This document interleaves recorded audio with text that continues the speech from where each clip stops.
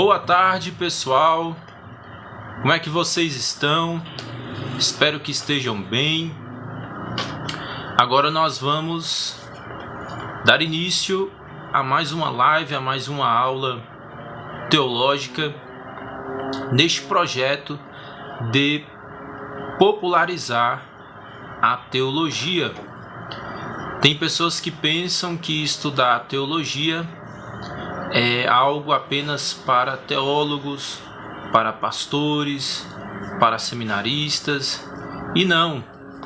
Todas as pessoas, independente da profissão, independente da idade, independente da igreja, independente da condição social, econômica, independente de quem for, todas as pessoas podem estudar teologia, devem estudar teologia e aprenderem mais a respeito de Deus, a respeito da Bíblia Sagrada.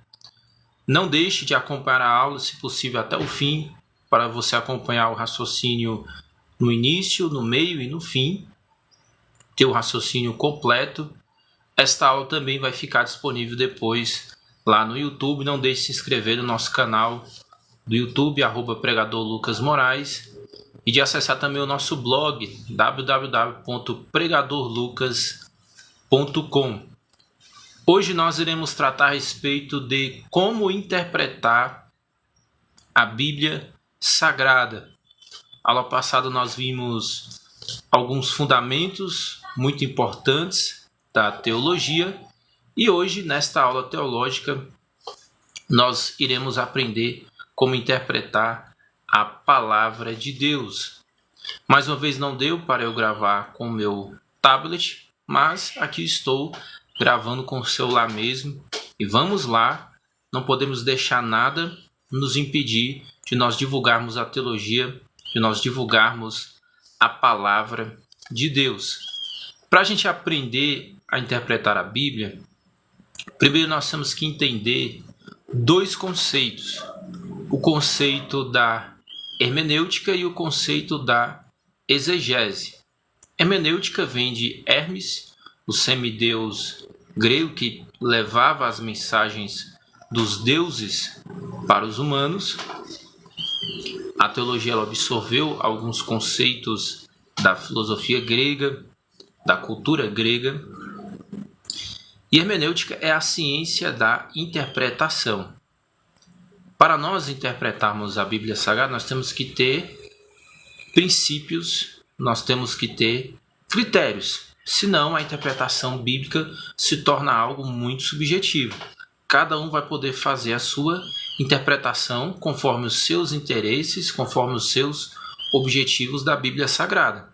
E sabemos que isso não dá certo, só vai gerar confusão, gerar heresias. E assim, interpretar a Bíblia se torna algo científico, se estabelecem critérios, se estabelecem princípios para se interpretar a Bíblia Sagrada. Quando a gente fala de hermenêutica, a gente está falando de ciência da interpretação da Bíblia como um todo. E nós temos também a exegese, que ela é mais específica do que a hermenêutica. Na hermenêutica, a gente está tratando de filosofia da interpretação.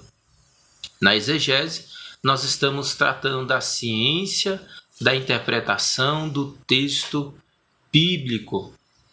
Nós vamos aplicar estes princípios da hermenêutica no texto, na prática.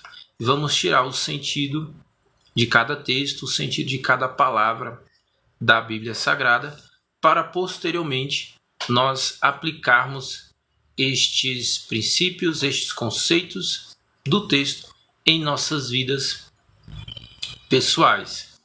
E pode surgir a pergunta, eu estabeleci aqui uma ordem de tópicos, pode surgir a pergunta: por que a Bíblia precisa ser interpretada?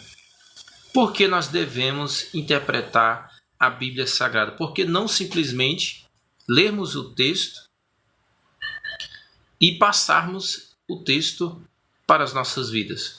Ora, a Bíblia, ela é um livro que foi escrito, foi terminado de escrever a Bíblia há mais ou menos 2000 anos atrás. A Bíblia é um livro antigo, um livro que foi escrito em outras línguas, que não o português. No caso do Novo Testamento em grego koiné, Antigo Testamento em hebraico e aramaico. Dessa forma, nós precisamos interpretar, adaptar estes princípios que estão na Bíblia Sagrada para os dias atuais, para fazermos uma boa aplicação. E quando eu digo adaptar, não é no sentido de retirar a essência, fazer com que a essência do texto se perca. Não, pelo contrário. É fazer com que a essência seja mantida e seja aplicada adequadamente para as nossas vidas nos dias atuais. Embora a Bíblia seja um livro antigo, existem princípios espirituais e morais na Bíblia Sagrada que são atemporais, que eles se mantêm até os dias de hoje. A Bíblia não é um livro de tecnologia. Por exemplo, tecnologia é algo que a cada mês, a cada semana, está sendo lançada uma nova tecnologia. É algo que se perde muito fácil. Já a Bíblia trata de assuntos espirituais e assuntos morais, assuntos estes que não mudam. O ser humano é sempre alguém carente da graça de Deus, alguém pecador, alguém que precisa da misericórdia de Deus, alguém que tem os seus dilemas existenciais, os seus dilemas familiares, alguém que precisa de salvação para a sua alma.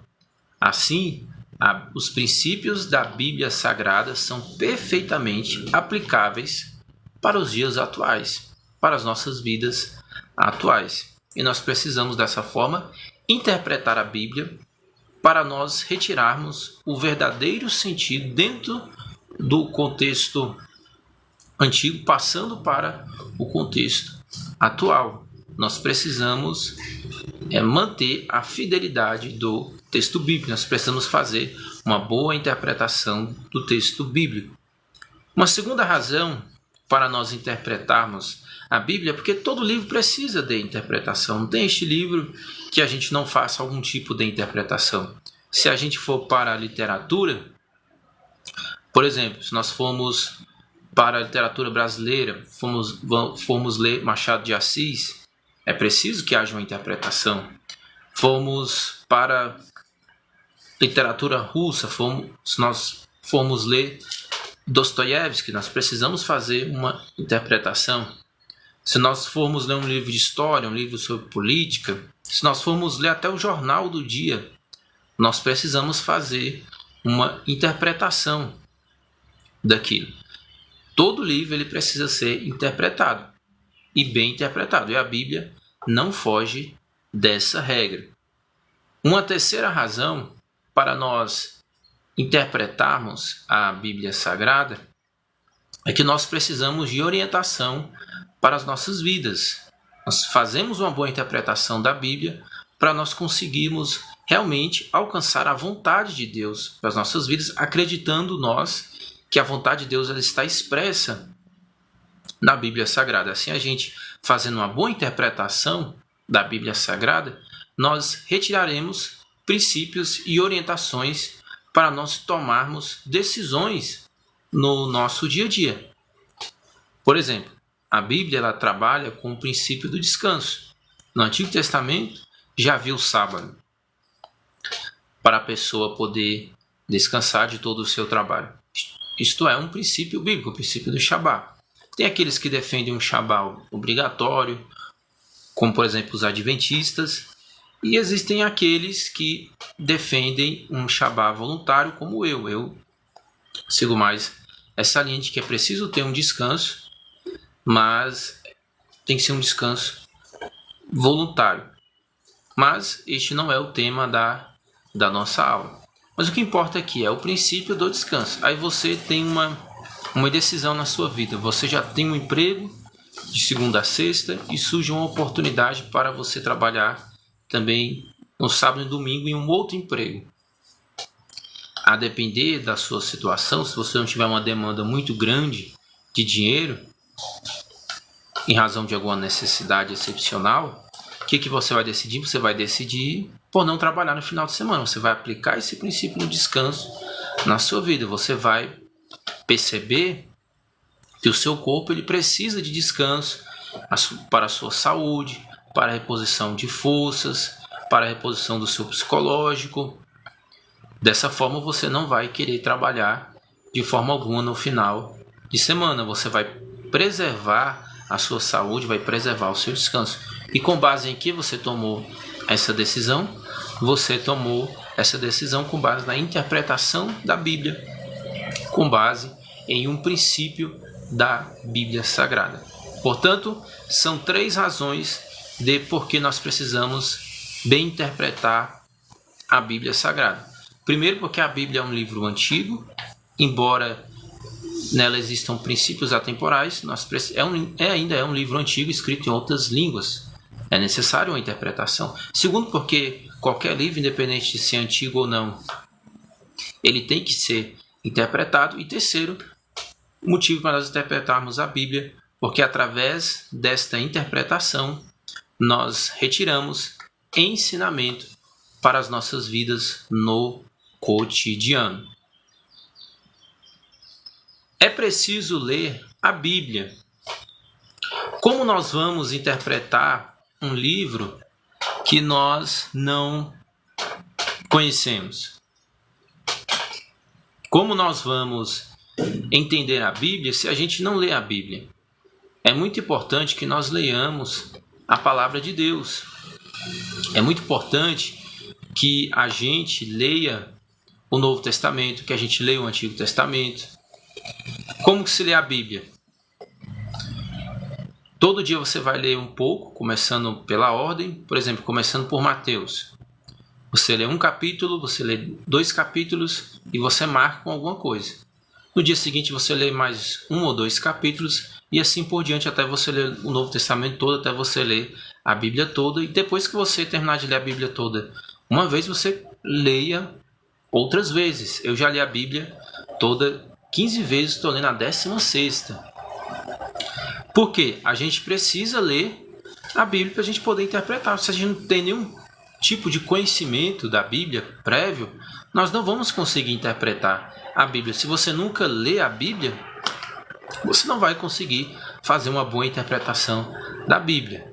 É de suma importância que a gente crie este hábito da leitura. É importante que a gente leia a Bíblia todos os dias, mesmo que durante um curto período. Mesmo que você leia a Bíblia 2 minutos do seu dia, 5 minutos, 3 minutos, mas é importante que você leia todos os dias, ou pelo menos 6 dias, 5 dias da semana, segunda a sexta ou segunda a sábado, que você leia pelo menos um pouco, porque assim, aos poucos você vai adquirindo um conhecimento maior da Bíblia Sagrada. É aos poucos que a gente vai conhecendo a Bíblia Sagrada. Não precisa ter agonia, não precisa ter pressa, mas é aos poucos que nós vamos aprendendo mais da Bíblia Sagrada. É igual na escola, você não aprende matemática em um dia. Você não aprende português do dia para a noite. Leva-se um tempo, mas se você persiste, se você persevera, você aprende. Da mesma forma, um concurso público. É muito raro uma pessoa que passe em um concurso público no primeiro concurso que faz. A pessoa faz vários concursos até conseguir a sua primeira aprovação. Da mesma forma é no estudo da palavra de Deus. Nós temos que perseverar na leitura. Não precisa ser, como eu falei, muito tempo. Não precisa a gente passar horas e horas lendo a Bíblia todos os dias. Mas 3, 5, 10 minutos podem fazer toda a diferença na sua vida espiritual e na sua interpretação da palavra de Deus. É preciso interpretar de maneira sistemática. Você não vai conseguir fazer uma boa interpretação da Bíblia se você interpretar apenas um texto que fala sobre o tema que você está pesquisando. Você não vai chegar em uma boa interpretação, porque estes textos eles se complementam. A Bíblia ela traz uma visão holística sobre os assuntos, ou seja, uma visão como um todo. A revelação de Deus ela é progressiva. Não adianta você pegar, por exemplo, apenas os textos de Gênesis que falam a respeito de casamento, como exemplo, e não usar os textos dos profetas, não usar os evangelhos, não usar as cartas de Paulo. Você precisa ver todos os textos a respeito daquele tema para você fazer uma boa interpretação. Existem materiais que te ajudam nisso. Por exemplo, bíblias de estudo, concordâncias bíblicas. Você coloca lá a palavra, você procura lá a palavra família. Lá vão ter todos os textos que tratam a respeito de família, pelo menos a maioria deles. Você pode usar a própria internet. Não gosto muito de usar a internet, porque a internet tem muita coisa boa, mas infelizmente também tem algumas coisas ruins. Mas é algo que você também pode utilizar. Você pode pesquisar também textos da Bíblia na internet que falam a respeito de determinado tema. E assim você vai ter ali vários textos e você vai ler todos estes textos e vai interpretar um texto com base também nos outros textos. Você vai fazer uma interpretação sistemática da Bíblia.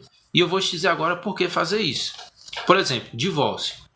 Se você lê Malaquias, se não me falha a memória, o que ele está falando? Está falando a respeito que Deus, ele odeia o divórcio. E aí você vai pensar o quê? O que você vai interpretar a partir do texto de Malaquias?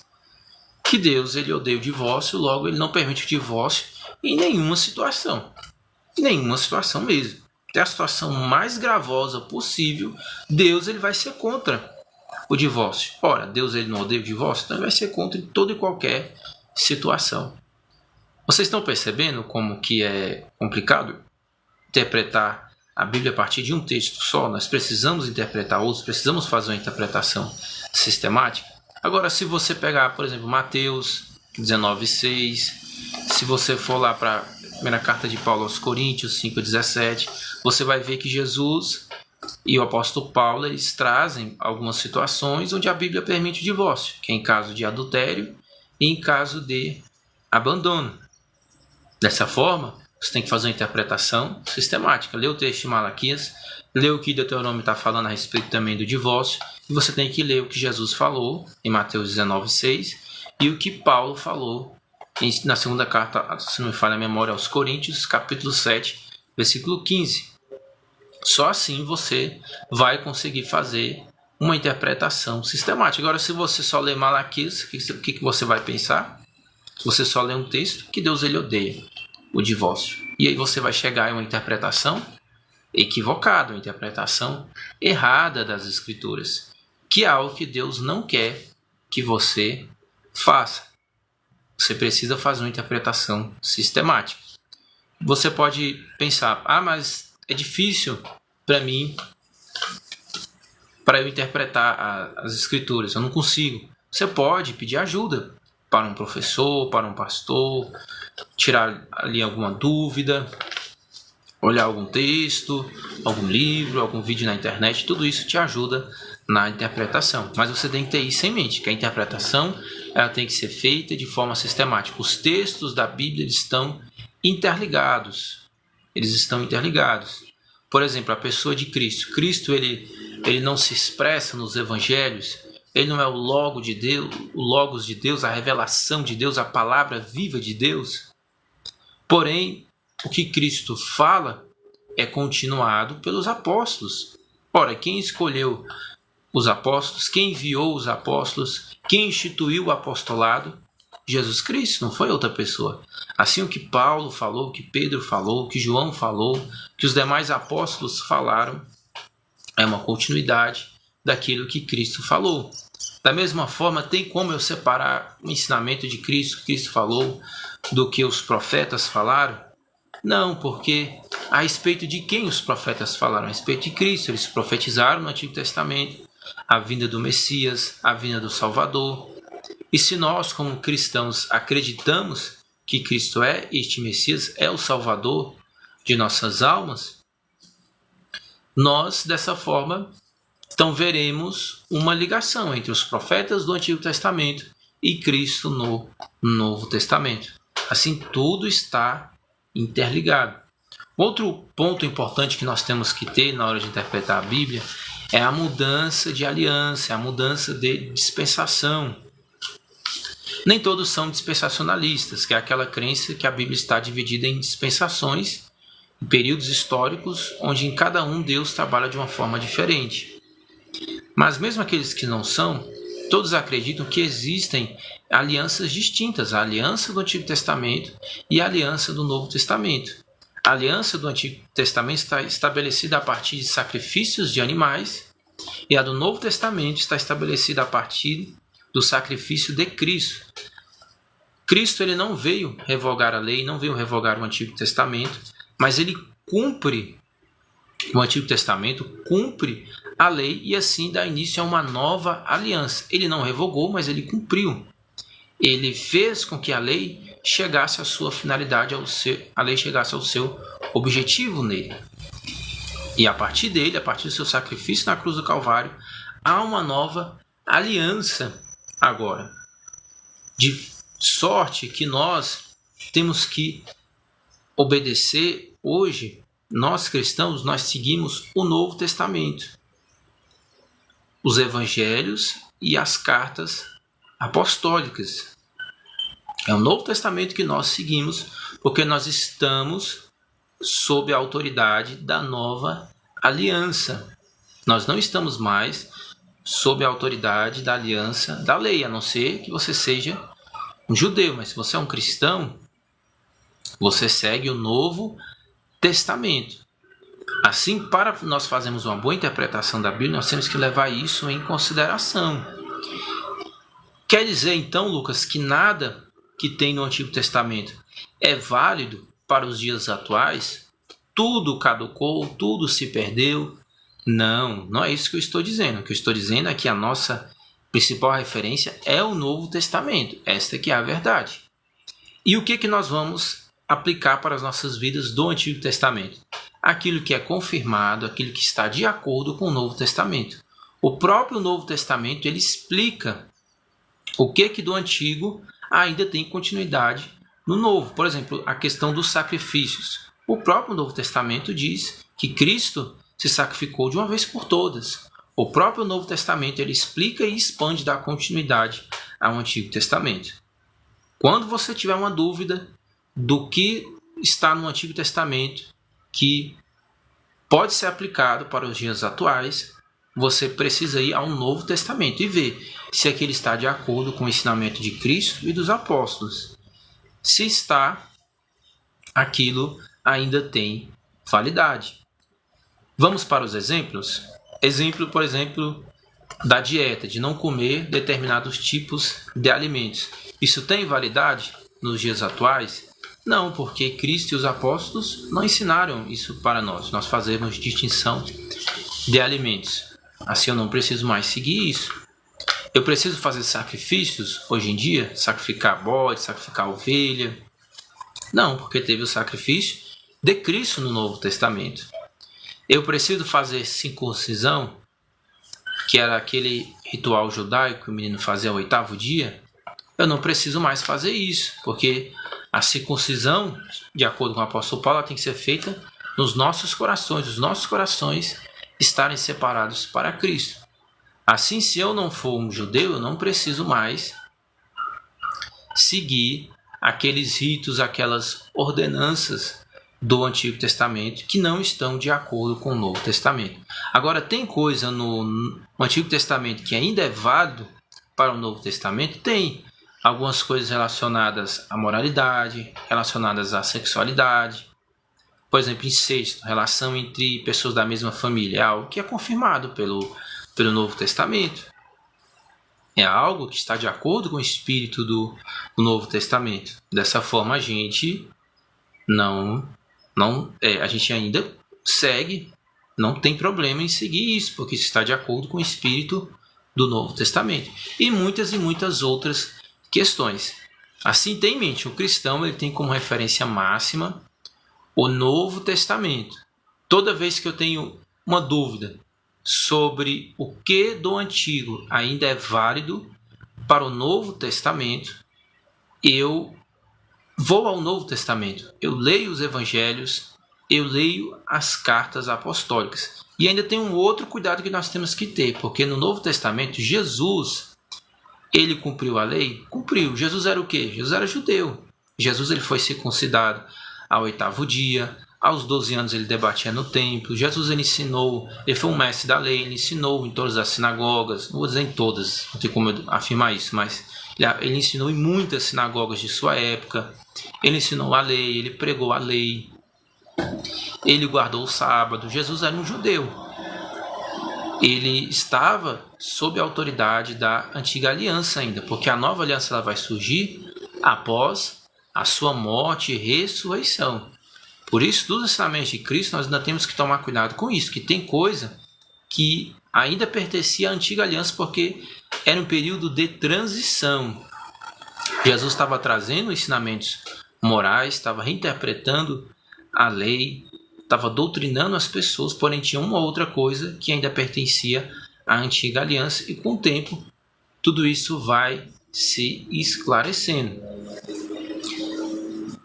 Portanto, a gente tem que tomar cuidado com isso, com essa mudança de alianças, coisas que são válidas para o período anterior e coisas que são válidas ainda para o Novo Testamento, para os dias atuais. Na dúvida, vá às cartas paulinas, vá aos evangelhos, vá ao Novo Testamento para você poder tirar a sua dúvida.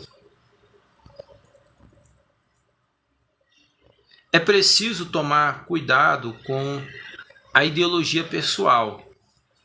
Nós temos que tomar muito cuidado, nós que temos às vezes uma visão teológica, nós que temos às vezes uma ideologia política, um pensamento filosófico, para nós não deixarmos tudo isso atrapalhar a gente interpretar bem a Bíblia Sagrada. Às vezes você é um arminiano convicto, você tem que tomar cuidado para você não começar a enxergar arminianismo em tudo, para você não se apressar, não começar a já ver arminianismo onde não tem.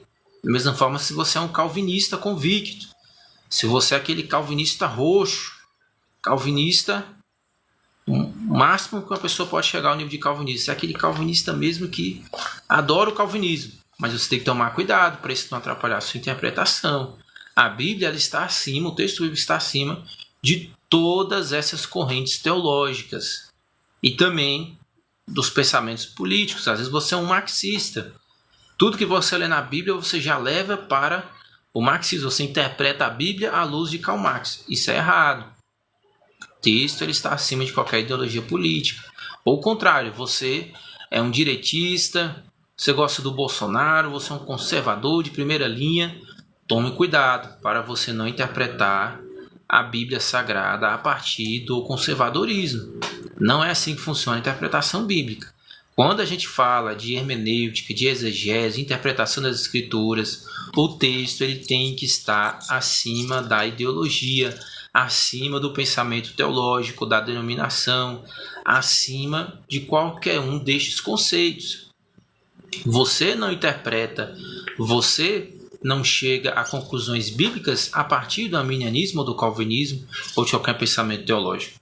Mas o contrário, você chega em conclusões teológicas a partir da análise dos textos. É um trabalho científico. Da mesma forma, você não interpreta Karl Marx, você não interpreta a Bíblia à luz de Karl Marx, é o contrário. Você vai interpretar Karl Marx à luz da Bíblia, quando se trata de interpretação bíblica. Você não vai interpretar Roger Scruton, que é um autor conservador, você não vai interpretar a Bíblia a partir de Roger Scruton, do conservadorismo. Não. O que você vai fazer? Você vai interpretar Roger Scruton a partir da Bíblia Sagrada. É assim que se faz. O pensamento teológico, a ideologia política, o pensamento filosófico não pode prevalecer sobre o texto bíblico. O texto bíblico vem em primeiro lugar. E a partir do texto bíblico a gente começa a pensar em outras coisas. Mas primeiro vem o texto bíblico, vem a palavra de Deus. Senão você vai fazer uma confusão muito grande.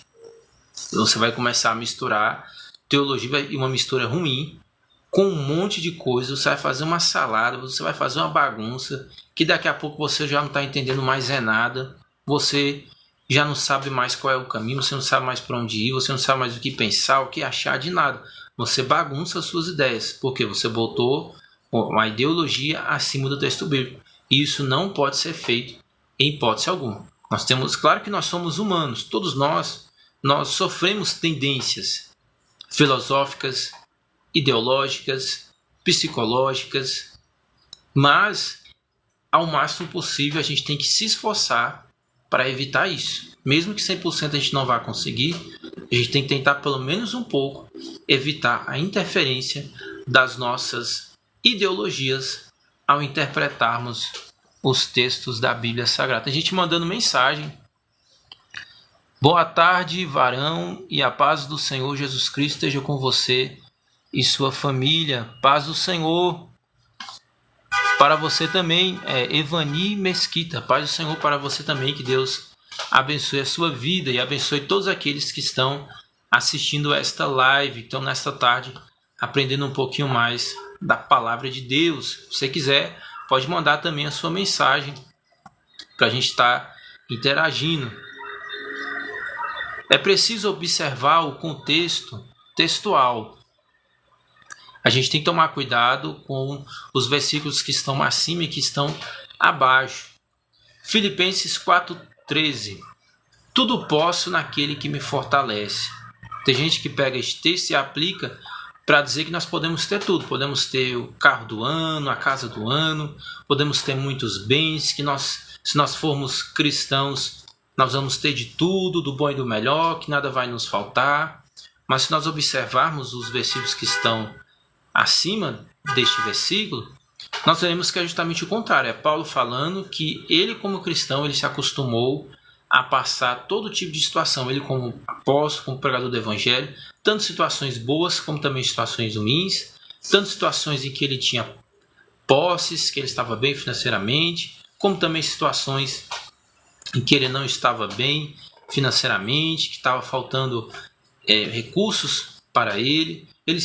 Tanto situações de alegria como situações de sofrimento, ele se acostumou a viver todo tipo de coisa, mas ele conclui: tudo posso naquele que me fortalece.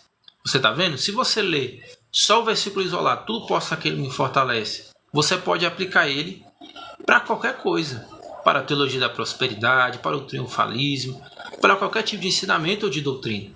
Agora, se você lê os versículos que estão acima e os que estão abaixo, você vê que não é assim que funciona. Que tem um sentido, tem um objetivo no que ele está falando. Ele está justamente ensinando o cristão a passar e a ter fé em Deus, mesmo vivendo circunstâncias adversas, circunstâncias difíceis. E também manter a fidelidade quando estiver em uma circunstância boa, em situação boa. É fundamental. Contexto textual. São os versículos que estão acima e os versículos que estão abaixo. Sempre faça isso. Além de você, quando você for interpretar a Bíblia, tiver uma dúvida bíblica, olhar os textos, usar uma Bíblia de estudo, uma concordância, uma referência à Bíblia, você olhar outros textos a respeito daquele assunto, você tem que ler também os versículos que estão acima e os que estão abaixo, porque senão você faz uma interpretação equivocada e você vai chegar a uma conclusão herética. Você vai produzir heresias, ensinamentos estranhos à Bíblia Sagrada. É preciso observar o contexto histórico. Isso aqui é muito importante. O que é o contexto histórico? É o período pela qual a pessoa está escrevendo, como que era a cultura naquela época, como era o pensamento filosófico, político, teológico da época.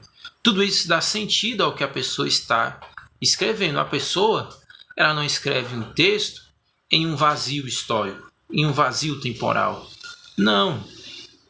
A pessoa, ela escreve um texto a partir de um contexto histórico, de um contexto social, cultural, de um pensamento da época. Por exemplo, Cristo, quando ele fala contra a hipocrisia, quando ele fala contra as pessoas que amavam este mundo, que amavam esta vida, que amavam as riquezas. Tudo isso tinha um contexto. Será que ele estava dizendo que todo rico vai para o inferno necessariamente? Não. Zaqueu, ele era rico e ele foi salvo. Como vários outros ricos foram salvos ao longo da história da fé, por exemplo, Abraão. Assim, ele não estava querendo dizer que todos os ricos vão para o inferno, não. Mas o que ele estava fazendo naquele momento? Dentro do contexto histórico dele, ele estava fazendo um contraponto aos fariseus, aos saduceus, aos escribas, aos mestres da lei de sua época, que em sua maioria eles não tinham uma espiritualidade verdadeira, uma espiritualidade sincera, uma espiritualidade boa. Eles eram apegados aos bens materiais, eram gananciosos, eram vaidosos, julgavam as pessoas pela aparência. Assim, o ensino de Cristo, ele é também um contraponto a essas pessoas. Quando Jesus ensina a humildade, quando Jesus diz bem-aventurados os pobres, olha, porque eram os pobres. A maioria dos seguidores de Cristo naquele momento eram pessoas pobres, pessoas humildes, pessoas da população. Havia alguns sacerdotes que também se converteram a Cristo, também acreditaram em Cristo. Como, por exemplo, Nicodemos, que foi até ele, também manifestaram algum tipo de fé em Cristo. Porém, nós sabemos que a maioria dos ricos daquela época, das autoridades romanas, dos fariseus, dos sacerdotes, eles não acreditaram em Cristo. Por isso ele estava dizendo, bem-aventurados os pobres, bem-aventurados os humildes. Por quê? Porque eles reinarão o reino dos céus, porque são essas pessoas que estavam acreditando nele. Na mensagem dele de salvação, na mensagem dele de esperança, de transformação de vida, de ressurreição. Eram essas pessoas que estavam acreditando. Por isso ele estava exaltando estas pessoas, porque essas pessoas possuíam a humildade necessária para crer nele. Assim, o ensinamento de Cristo tinha um contexto histórico, tinha um contexto social, cultural. Eu friso aqui, repito, alguns sacerdotes, algumas pessoas da alta classe acreditaram em Cristo, mas na maioria, na sua grande maioria, eles não acreditaram, eles negaram a Cristo, as autoridades romanas negaram a Cristo. Portanto, Jesus, quando ensinava, fazia um contraponto a essas pessoas também, orgulhosas. O ensinamento de Cristo não consistia só nisso, mas uma parte era um contraponto aos fariseus, um contraponto aos saduceus, às autoridades romanas, aos ricos, aos poderosos, que eles precisavam da verdadeira humildade, que eles precisavam crer nele para eles serem salvos. Se você interpreta os ensinamentos de Cristo dentro desse contexto histórico, então tudo se torna mais fácil de se compreender, tudo se torna mais simples de você compreender. Leve em consideração o contexto histórico. Leve em consideração o contexto histórico, porque senão você também vai chegar a heresias, em ensinamentos errados, equivocados a respeito das verdades cristãs, das verdades bíblicas. É preciso observar se há erro de tradução. Nós temos boas traduções da Bíblia Sagrada, nós temos boas versões da Bíblia Sagrada em português, nós temos para aqueles mais conservadores, textos mais fiéis às línguas originais, como por exemplo a versão Almeida corrigida e revisada. Nós temos bons textos, boas traduções da Bíblia Sagrada. Temos também as traduções mais modernas, como a NVI, se não me falha a memória, NTH. Nós temos traduções boas, com uma linguagem mais moderna. Por exemplo, em vez de usar varão, vai usar homem. Vai ser uma linguagem mais contextualizada. Mas são também, a depender para qual objetivo você vai utilizar elas, boas traduções. Porém, quem faz a tradução da Bíblia é o ser humano. A Bíblia é um livro divino humano. Tem um aspecto espiritual, um aspecto Espírito Santo, mas tem um aspecto também humano, que é o aspecto da tradução, o aspecto da interpretação, onde pode haver erros. Da mesma assim, na tradução pode haver erros. E a gente tem que conferir. Como a gente vai conferir se há um erro de tradução ou não? Você tem que conhecer hebraico ou grego para ler na língua original. Ou você pode também, se você não sabe hebraico e grego profundamente, você pode olhar outras traduções da Bíblia, outras versões da Bíblia e comparar estas versões. Por exemplo, você pode pegar a Bíblia evangélica e a Bíblia católica e fazer uma comparação de tradução. Você pode fazer isso. Você pode ler comentaristas dos textos, ler comentários bíblicos de estudo. As bíblias de estudo geralmente elas são anotadas, tem um comentário embaixo do estudioso, que geralmente é um especialista nas línguas originais. E aí você pode olhar tudo isso, pesquisar para você conferir. O segredo é a pesquisa. Você pode pesquisar para você saber se determinado texto tem um erro de tradução ou não. A maioria dos textos não existem problemas de tradução. Agora, um texto ou outro pode ter ali alguma dúvida, algum debate. Por exemplo, os textos de Isaías, que falam a respeito de Satanás. Tem alguns estudiosos que defendem que ali está se referindo apenas ao rei de Tiro e não a Satanás. Já tem outros que falam que ali há uma clara referência a Satanás. E no português, de fato, há uma clara referência a Satanás. Mas o debate e a questão vai estar no hebraico, na tradução de palavra por palavra na língua hebraica. E não é uma língua tão fácil de você fazer a tradução, de você fazer a contextualização. Assim você pode precisar pesquisar para você tirar a sua dúvida sobre aqueles textos de Isaías. Se há algum erro de tradução ou não, você tem que levar isso em consideração na sua interpretação. Por exemplo, Lúcifer, quando você faz a interpretação de um texto que fale sobre Lúcifer, a palavra Lúcifer ela é uma palavra latina, é uma palavra que não tem nos originais, nos escritos hebraicos, nos escritos gregos, porque a Bíblia foi escrita em hebraico e grego, na sua maioria, e algumas partes em aramaico no Antigo Testamento.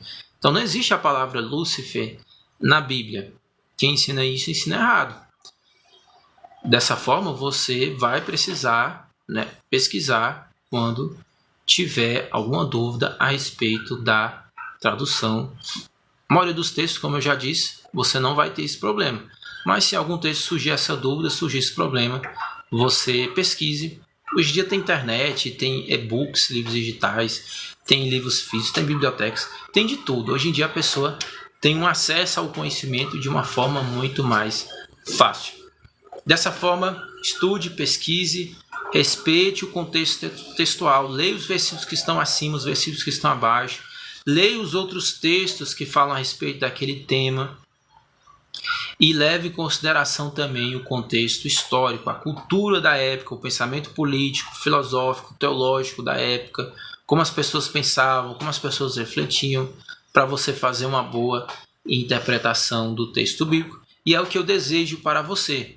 Que você ore a Deus, peça a Deus sabedoria para você interpretar bem as Escrituras, que você saiba ter essa sabedoria esse discernimento de separar as suas ideologias, os seus pensamentos pessoais do texto bíblico, colocar o texto bíblico acima, pelo menos fazer um esforço para evitar ao máximo misturar uma coisa com a outra, e que Deus possa abençoar dessa forma a sua vida espiritual, que você a cada dia mais faça uma boa interpretação das Escrituras. Somente fazendo uma boa interpretação das Escrituras é que nós saberemos qual é a boa, perfeita e agradável vontade de Deus para nós.